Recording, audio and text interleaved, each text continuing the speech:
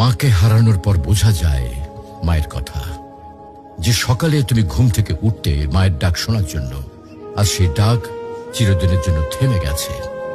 যে হাতে তোমার জন্য খাবার বানাতেন, ভালোবাসা দিয়ে মাথায় হাত বুলিয়ে দিতেন, আজ সেই হাত মাটি নিচে। যখন মা বেঁচে ছিলেন তুমি হয়তো বলেছ, মা আমি ব্যস্ত আছি, মা পরে কথা বলবো।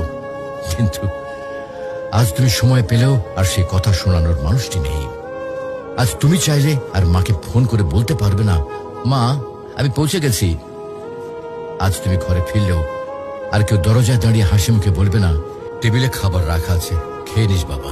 মাকে হারানোর পর বোঝা যায় তিনি শুধু একজন মা ছিলেন না, তিনি ছিলেন ঘরের আলো, জীবনের দোয়া আর হৃদয়ের শান্তি। এখন বুঝতে পারো মা যে বারবার নামাজের কথা বলতেন, ভালো মানুষের সাথে চলতে বলতেন, এগুলো তোমার জন্য কত বড় উপহার ছিল। প্রিয় ভাই বোন, মাকে হারিয়ে আফসোস করার আগে কদর করো। মায়ের হাতে চুমো দাও, তার জন্য দোয়া করো, তাকে জড়িয়ে ধরো যতদিন তিনি আছেন। কারণ হয়তো একদিন তুমি শুধু বসে বসে কাঁদবে আর মনে পড়বে, ইস যদি মাকে আরেকবার জড়িয়ে ধরতে পারতাম।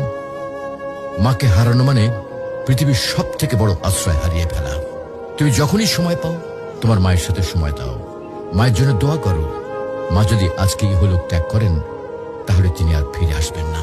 মাকে ভালোবাসো, তার মনে কখনো কষ্ট দিও না।